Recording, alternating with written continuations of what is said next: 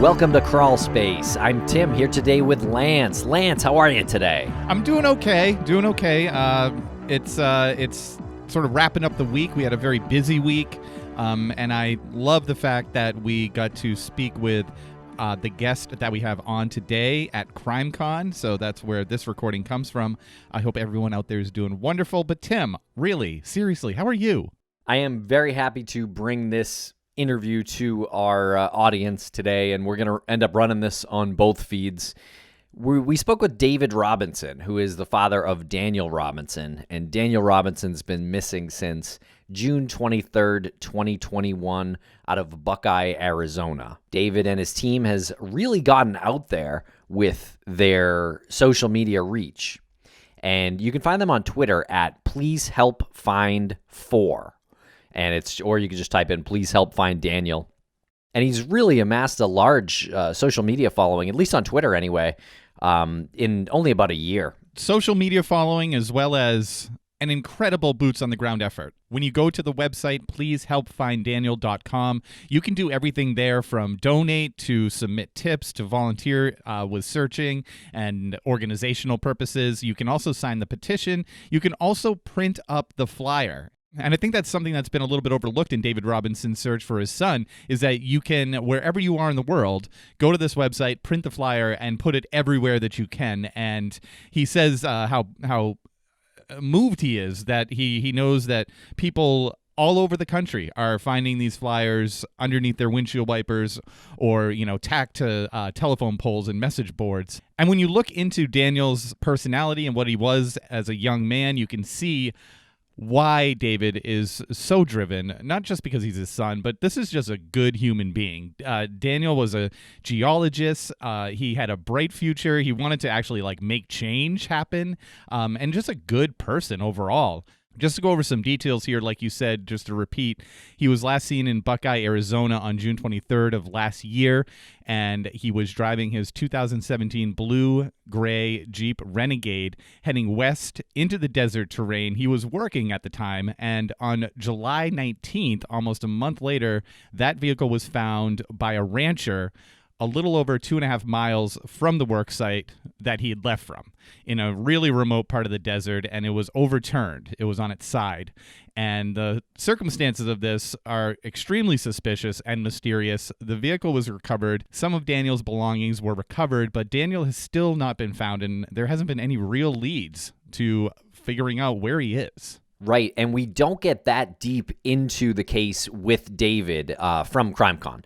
He emailed us a couple of days before the event, and we emailed him right back and scheduled a time to talk, but it's pretty hectic. I think about 5,000 people attended CrimeCon 2022 in Las Vegas, and at one point the hallways kind of emptied, and you can hear some background noise, but also we mentioned that we'll sort of pick this conversation back up with David at a later time in a more controlled environment. So if you've got any questions for David, please write them in the YouTube comments, put them on social media. We'll gather them and ask David next time. It sort of felt like a preliminary interview before we do our regular interview, and I think that was really important, probably not intentional on our part until about halfway through. Personally, I started to realize this is a good primer interview to the actual interview, because David is so driven, laser focused, to find Daniel, and using his military training to coordinate searches, to create maps with grids, to assign tasks to people like passing out flyers, managing the social media, managing the websites. So there's so much more to talk about with him. And he's got so much to say about it. And it felt good to talk to him, sort of like an icebreaker at CrimeCon. And he was gracious enough to stand with us there, especially when the sessions were letting out and people started to sort of crowd around and pass by. And but we plugged through it. And he was a pro and a gentleman despite all of the circumstances. And personally, I was impressed with the fact that he, in a short period of time, looked at the concept of CrimeCon and decided that that would be the best place to publicly broadcast his mission to find his son. He took time off from the actual search to do that because he saw the power of what that organization, that event can do, and the power of that community. So bravo to him for recognizing that. And if you were at CrimeCon and you know the story, it's now, I think, in a way, as it is for us, sort of your responsibility to help him. You know, you went to CrimeCon, you bought the ticket, you're an advocate. This is the next step. It just doesn't end when you leave CrimeCon. And sharing helps. David wants this story out there as far and wide as possible. Also, donating helps if you can. You can go to pleasehelpfinddaniel.com and you can donate right there. Again, you can volunteer and you can check out the sector map. It's pretty impressive to look at and to see what ground has been covered already. And you can also sign the petition on the site, or you can print out a flyer and put that around town. Anything helps. So thanks a lot for listening, everybody. We really appreciate it. Please retweet and share.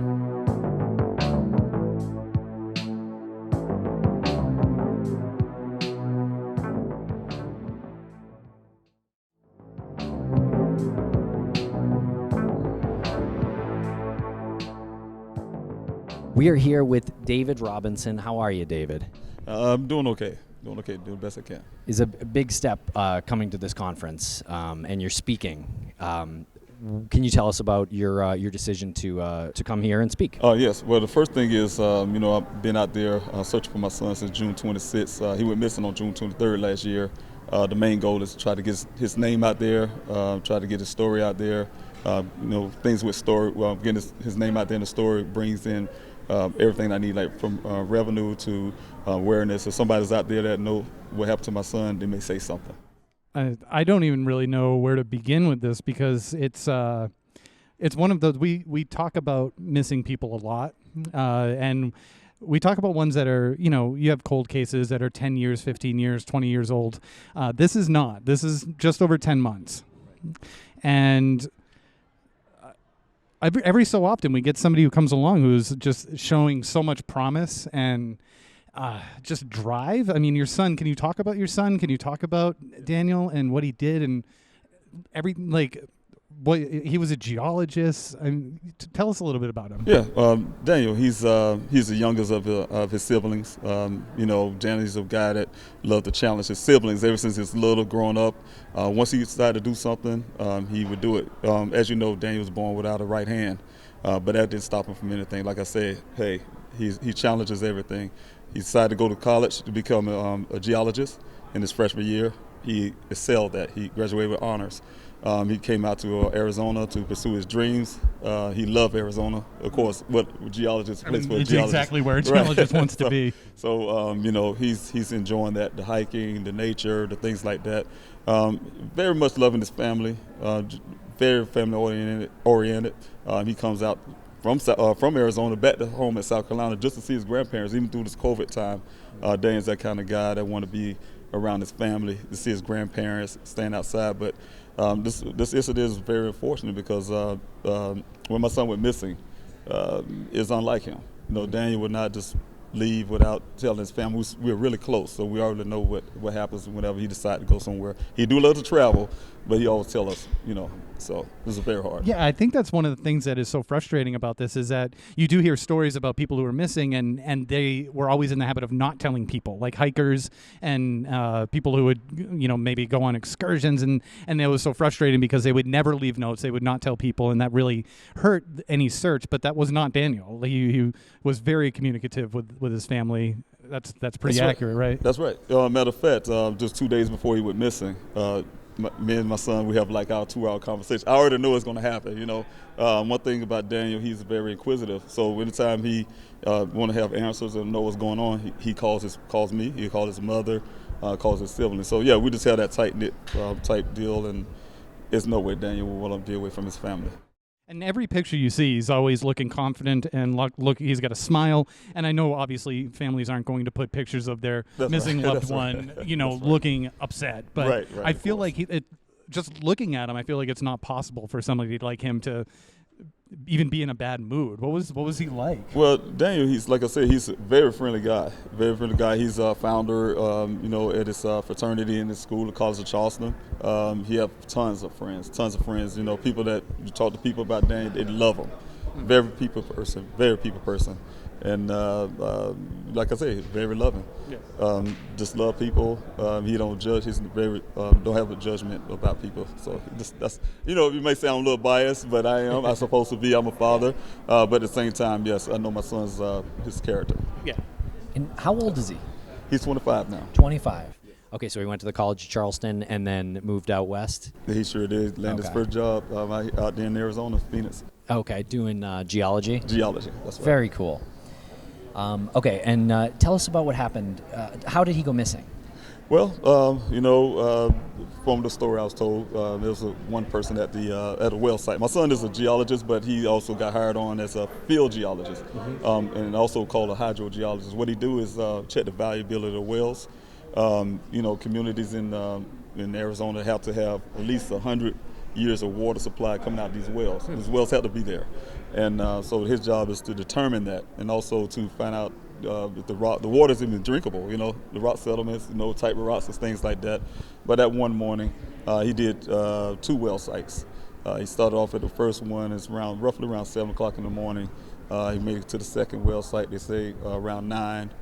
He had a conversation with the other worker that was there. It's a worker from a company called Weber, and that worker said he pretty much had a 10-minute conversation with them.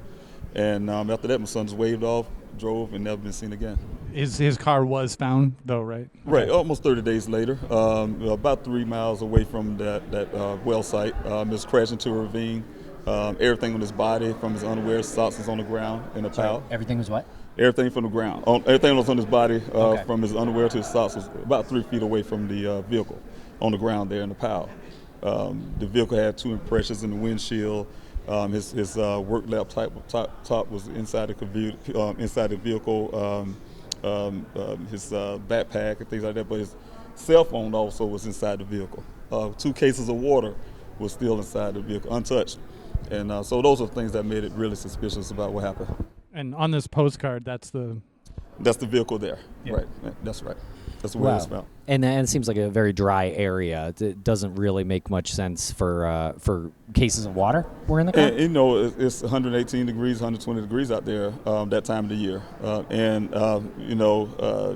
You'll think a person would take at least a bottle of water with them. Okay, can you tell us about the official investigation into his disappearance? Well, as far as I know, there isn't no real investigation. Of course, as you may know or may not know, the vehicle was found on July the 19th by a rancher. The police department the next day turned the vehicle over to me. So I had a possession of the vehicle. I had a possession of everything you see at the scene. There was no investigation, so I started my own investigation ever since I came out there in Arizona. I'm in Arizona all the time, so in my mind.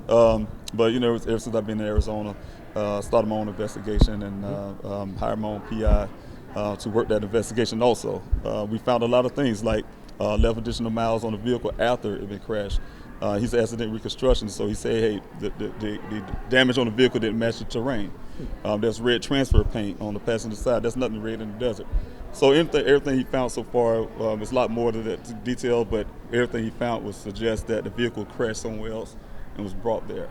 So that's what we're looking at. Yeah, that's interesting. And you said you started your own investigation. If you don't mind, what do you do professionally, and how do you, as a father of a missing young man, train your brain to then think like an investigator and maybe even kind of detach from the personal relationship you have with the person missing? Right. I had to put on many hats. Of course, my investigator hat, keep my father hat on, and also my military hat, I call it. That's one of the things that I was able to do. In the military, we're taught to never leave a battle buddy behind. This is my son. Yeah. I'm definitely not going to leave my son behind. So I want to make sure I'm out here in Arizona to search for him. At the same time, I know also through my military training, you have to take your emotions and put those aside. You got to keep that mission first, and my son became my mission. So I stayed sharp with that. That helped me keep going, stay sharp. And at the same time, because of that, I'm a father. I had to put my father hat on. I need to know what happened to my son. When I feel like the law enforcement not going to do that, they fail at it, then I have to go find those answers myself. Yeah. Well, you do an amazing job on social media. We've been following your journey on social media. How long have you been in Arizona searching? Well, since the 26th of June, 26th of June, came out to Arizona and been out there since and searching. The first thing I did when I got out was talk to the coworkers. I worked with the Buckeye Police Department, and also talked to the last person that seen my son. You know, me personally as a father, I had to look this guy in the eye, and he tell me that my son just literally just drove off, just disappeared and vanished, you know, thin air.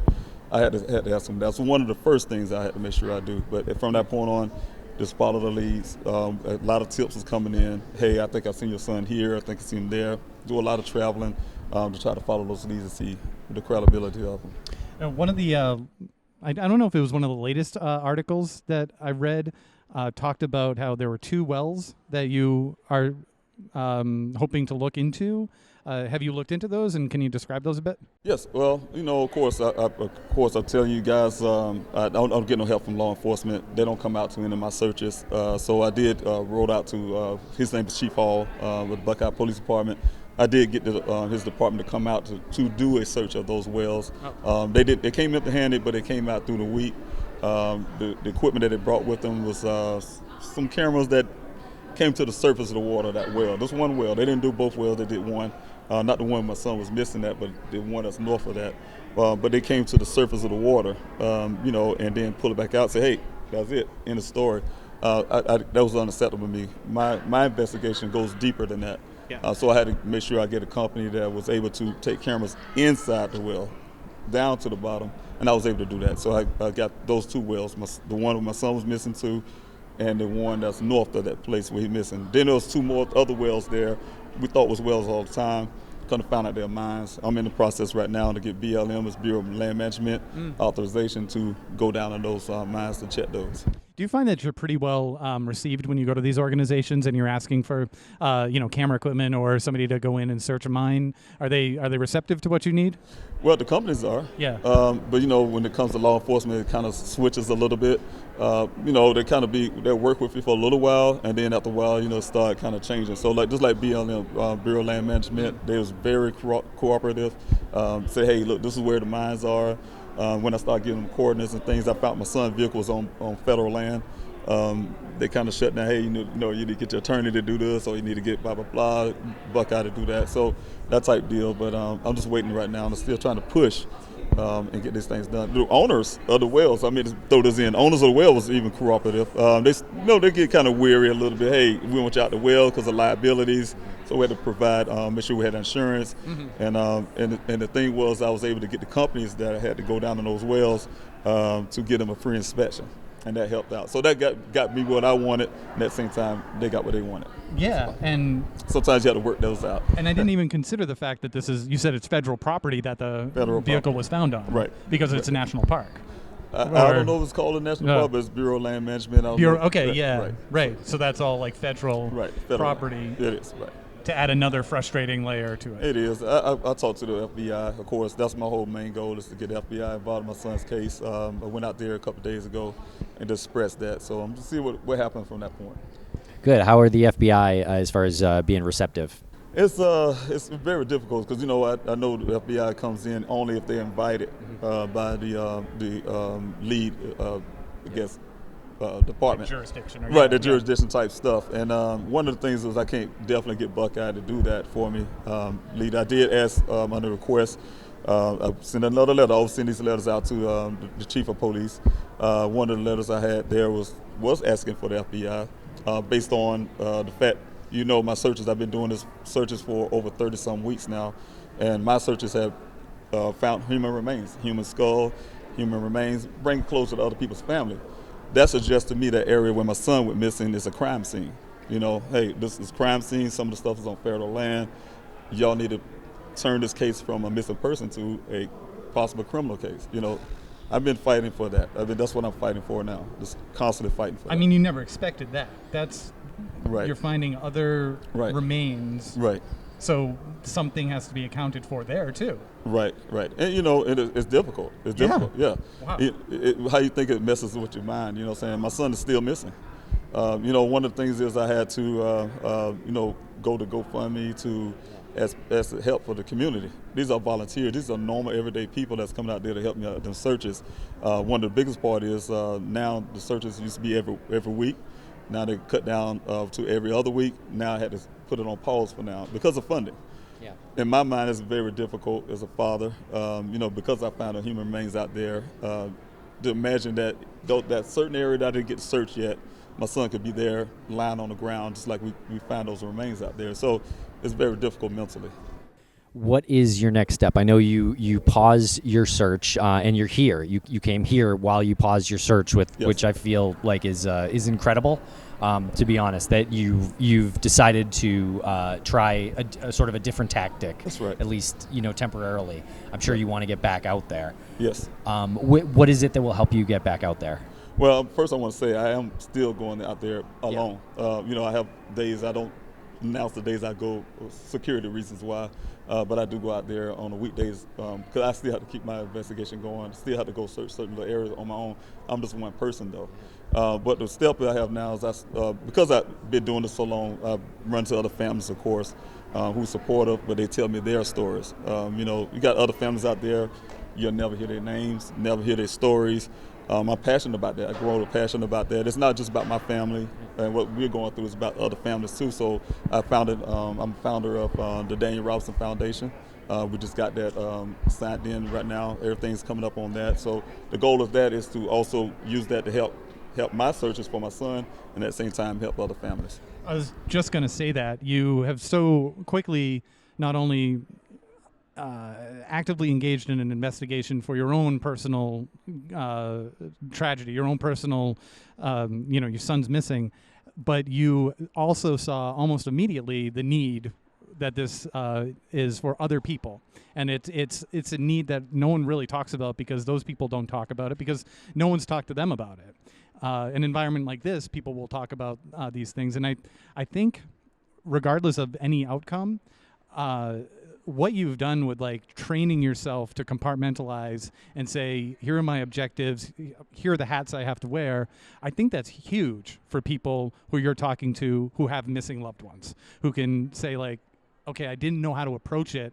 It's been 10 years because I didn't know how to do it and it got overwhelming. I think you could really benefit a lot of people with, you're speaking later on. You got to know how many people are going to take a lot of wisdom from what you say. That's right. And that's one of the biggest things. Like you said, just the whole fact that you run into other families, like I said, that have those the same pain, exact pain. One of the things that I learned from myself is you got to share that. Share what you know. I didn't have anybody to say, hey, you're not a professional. Nobody have a playbook to say, hey, look, this is what you do whenever you have a missing person. If you don't have law enforcement helping, or what do you do? And a lot of times you don't hear these families because they just don't know what to do. They don't know the first step. They just rely and take step back and say, hey, I'm depending on you to help me. So my goal is also with the foundations to make a playbook for the families so hey, look, this is what you do. This is steps that I have done. Get your person's name out there. If the media drop your story, create your own story. Get a YouTube channel. Build yourself up, but do something to put your person's name out there. That's the goal I'm doing. Just try to get people steps to take so they can get their person out there to be heard. Well, it's really inspirational what you've done on the ground and on social media. Do you have a GoFundMe for and funding options for your foundation as well? Well, the foundation, not just yet. Like I said, we just filed it 2 days ago. And so we're going to be working on that part of it. Of course, we still got to get our bylaws and things that taken care of. But for the efforts that I have been doing since I've been here since June 20th in Arizona. I say been here because my mind always tells me I'm still in Arizona. I've been there so long fighting for my son. But since I've been there, everything's been based on that. I'm a retired Army guy. What I'm saying, and things been based on that. Being able to stay there in Arizona and get the equipment and things I need to do my searches properly. Yeah. Great. Yeah, I was going to ask how you can do it without working, I guess. I imagine that must be insanely challenging. It is. That's why I'm saying I'm relying on the generosity of ordinary citizens. And they have been champions. Everybody who come out to serve, they know. They're my family. I call them my extended family. Actions speak louder than words. People say anything all the time, but these people actually come out, literally come out. Out of their home. They don't have to. but they do that. They're my families, and they always have my back. We'd love to get you on the show in a more controlled environment. It looks like they just let out. Yeah, they just let out an event. But before it gets too loud, I just want to say that your website is pleasehelpfinddaniel.com. You have Twitter at pleasehelpfind4, and that's a number 4. Instagram is Please Help Find Daniel, and a tip line 844-602-0660. And it's a paid tip line. I can throw this in. Paid tip line, pay that. If you have live operators 24 hours, 7 days a week, take their calls. You can be anonymous, non-anonymous. And if a person don't want to talk to anybody at all, they can text the word tip to that number, and you can still be anonymous. Totally anonymous. That's it. Okay. Have there been helpful tips that have come in so far? They have. Matter of fact, just about 3 days ago now, there's a leader I'm following off a tip, off of my Twitter comment section. I didn't see it at the time, but I have that, and I'll turn that over to the police department. They say they're going to look into it, but I'm definitely looking into it. So, yes, it's been helpful. Great. Awesome. Well, I wish you the best in your lecture today and in your search. Thank you. And once this all calms down and we're all home and we're in front of our microphones, we'll invite you back on if you want to come on, and yes, sir. We can have a more detailed conversation and help get the word out there for you and for Daniel and your family.